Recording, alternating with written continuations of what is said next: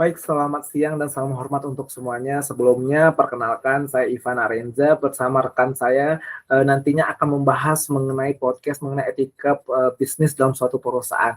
Nah, tentunya di sini kita menghadirkan orang yang luar biasa yang tentunya pernah bekerja di satu perusahaan yang sangat besar, e-commerce, B2B, dan tentunya siapa lagi kalau bukan kita sapa dulu ada Kak Muhammad Aditya Utama. Halo Kak. Halo, Kak Ivan. Assalamualaikum warahmatullahi wabarakatuh. Waalaikumsalam warahmatullahi wabarakatuh. Ya, jadi hari ini mungkin kita akan membahas mengenai tanggung jawab sosial mengenai bisnis etik ya, Bang. Betul, betul, betul banget ini. Iya. Jadi bagaimana kondisi di Bhinneka terhadap bisnis etik itu sendiri? Baik, ini sangat menarik tentunya kita bahas mengenai tanggung jawab serta etika dalam perusahaan e-commerce yang cukup besar saat ini dan berkembang dengan sangat signifikan tentunya. Pada kesempatan kali ini kita menghadirkan Kakak Aditya langsung yang nantinya tentunya akan langsung membantu menjelaskan atau mengklarifikasi nantinya nih bagaimana tanggung jawab dan etika di perusahaan tersebut.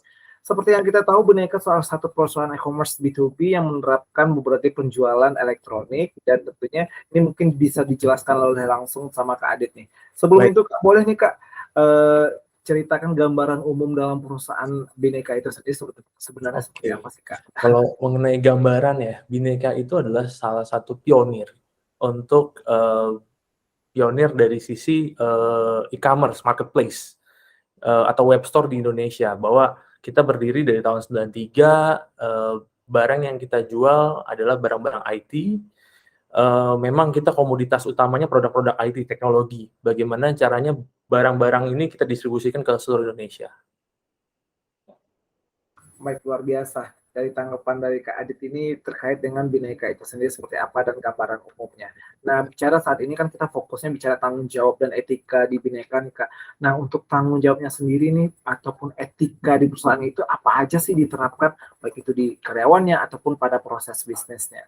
Oke, mungkin kalau yang saat ini kita bisa sampaikan mengenai etika atau tanggung jawab Bhinneka terhadap lingkungan atau environment dia sendiri adalah Bhinneka selaku platform, kemudian kita memprovide atau mensupport semua kebutuhan-kebutuhan yang customer yang telah mempercayai bisnis dengan Bhinneka.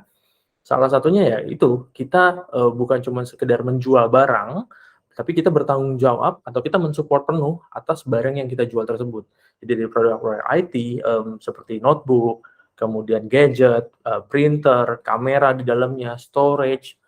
Nah, semua barang-barang itu bukan cuma sekedar kita menjual aja, tapi kita bertanggung jawab dan kita memberikan kepercayaan, membangun kepercayaan untuk customer untuk bertransaksi kepada Bhinneka. Menjadikan Bhinneka menjadi salah satu partner atau penyedia produk dan layanan atas kebutuhan-kebutuhan IT mereka. Berarti cukup banyak ya Kak ya, apa produk-produk yang dari Bhinneka itu sendiri, berarti ada tentunya di sini di proses bisnisnya ini cukup rumit dan kompleks juga tentunya nih Kak. Nah dari Bhinneka sendiri yang seperti yang kita tahu bahwasanya berusaha untuk memaksimalkan pelayanan dengan pelanggan. Seperti apa sih Bhinneka untuk melakukan hal tersebut Kak? Ya, seperti kita melihat bahwa dari sisi manajemen kami, founder-founder kami telah membuat Bhinneka memiliki visi dan misi yang jelas. Visinya adalah menjadi atau memimpin platform B2B, leading ya, di sini leading B2B e-commerce yang berfokus pada pelanggan. Kita bukan cuma sekedar fokus pada pelanggan, tapi kita juga mau menyediakan platform, memudahkan pelanggan untuk melakukan transaksi produk-produk yang mereka ingin beli, kemudian melihat dan memonitoring produk yang yang dibeli dari kita maupun yang tidak dari kita, tapi produk-produk IT yang diservis dari kita, memudahkan customer untuk melakukan maintaining dan monitoring, lebih seperti itu. Kemudian kalau dari sisi misi, nah misinya Bhinneka sendiri adalah mengembangkan ekosistem bisnis yang inovatif agar pembeli dan penjual dapat bertransaksi. Jadi kita juga memprovide penjual yang lain. Jadi kita bukan cuma sekedar kita yang menjual, tapi kita juga memprovide orang lain, seller-seller lain untuk bisa bertransaksi di Bhinneka dan menjual barangnya di platform bisnisnya Bhinneka.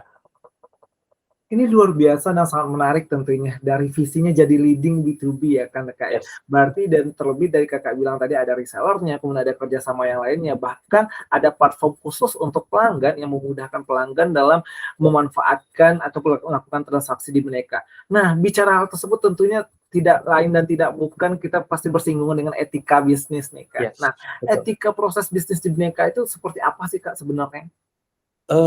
Kalau untuk etika dan prosesnya seperti apa, yang kita terapkan adalah salah satunya adalah kita bertanggung jawab penuh atas barang yang customer yang mempercayai Bineka selaku service center, contohnya. Jadi setiap barang yang mereka lakukan perbaikan di Bineka, kita benar-benar meyakinkan customer kita untuk dapat memberikan pelayanan yang baik. Jadi setiap barang yang masuk ke Bineka itu kita bisa perbaikin, termasuk di dalamnya beberapa contoh ya Kak, garansi. Contoh beberapa garansi ada yang void dari sisi ketika proses handling. Proses handling ini kan ada penggantian parts segala macam, tapi kita tidak semua parts itu bisa kita lakukan perbaikan ke service center, tapi service center dalam arti pemilik merek tersebut ya, jadi official service center, tapi Bineka juga bisa jadi third party partner yang melakukan proses penggantian parts itu sendiri. Contohnya kemarin ada satu contoh laptop, itu ketika lakukan perbaikan ternyata ada cacat atau kerusakan dari kesalahan pengguna. Kesalahan pengguna ini kan sebenarnya adalah yang memang di luar dari garansi. Tapi dari sisi Bineka, komitmen atau etika yang kita jaga adalah kita mensupport customer atas pain point-nya mereka terhadap barang yang dibeli dari kita atau tidak dari kita akan tetap memberikan pelayanan yang baik dan prima. Ini bagus banget nih Kak. Berarti ada contohnya tadi bahwasanya Bineka itu juga bantu atau turut dalam apa ya namanya memberikan pelayanan terbaik lah untuk customer seperti yang Kakak sebutkan contohnya tadi. Nah, Ya. untuk dari etika perusahaannya itu sangat luar biasa nih Kak. Untuk karyawannya nih, apakah ada aturan khusus atau etika kewajiban setiap sumber daya yang ada di Bineka itu harus seperti apa atau melakukan hal-hal apa? Itu diatur bagaimana itu Kak kalau di Bineka? Ya, kalau untuk Bineka mengenai internalnya sendiri, kita memang pertama adalah kita memberikan tanggung jawab, Bineka memberikan kayak semacam proses pertanggungjawaban. Bineka juga memikirkan mengenai kesehatan karyawan itu sendiri ya. Jadi segala macam medical reimbursement itu fully di-backup oleh Bineka. Dan kecelakaan atas pekerjaan yang dilakukan di Bineka atau karyawan yang dalam perjalanan atau pulang ke rumah itu memang masih di saat jam tanggung jawab atau ketika mereka sedang melakukan pekerjaan itu juga menjadi di cover Bineka contohnya gitu. Jadi contoh dalam perjalanan si karyawan jalan dari rumah ke kantor di tengah jalan ternyata dia jatuh kecelakaan itu masuk di dalam full reimburse dari Bineka. Itu tidak menjadi tanggung jawab BPJS.